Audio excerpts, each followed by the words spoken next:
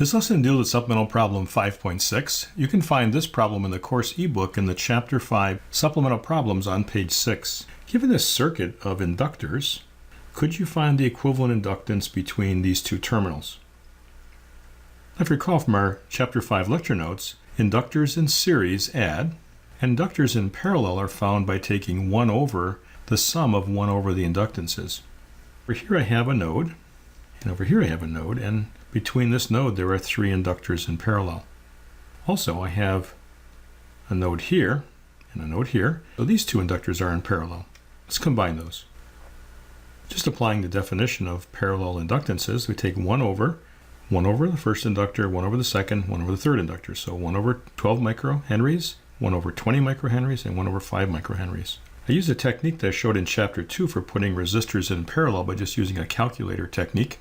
And I used that and found that the result here was 3 microhenries. Now if you just have 2 inductors in parallel, we could use the same idea we did for resistors in parallel, take the product over the sum.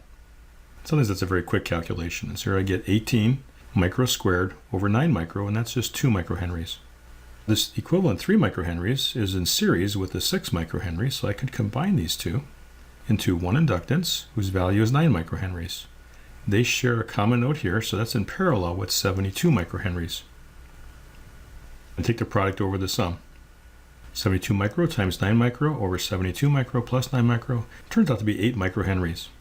Now that's the equivalent of this, and all that's in series with the 2 microhenries. And put these together as 10 microhenries, and then that's in parallel with 15 microhenries. Take the product over the sum, that turns out to be 6 microhenries, and now I've got 3 microhenries in series with 6 microhenries in series with another 6 microhenries. I can now find L equivalent. 3 micro plus 6 micro plus 6 micro is 15 microhenries. And this is Supplemental Problem 5.6.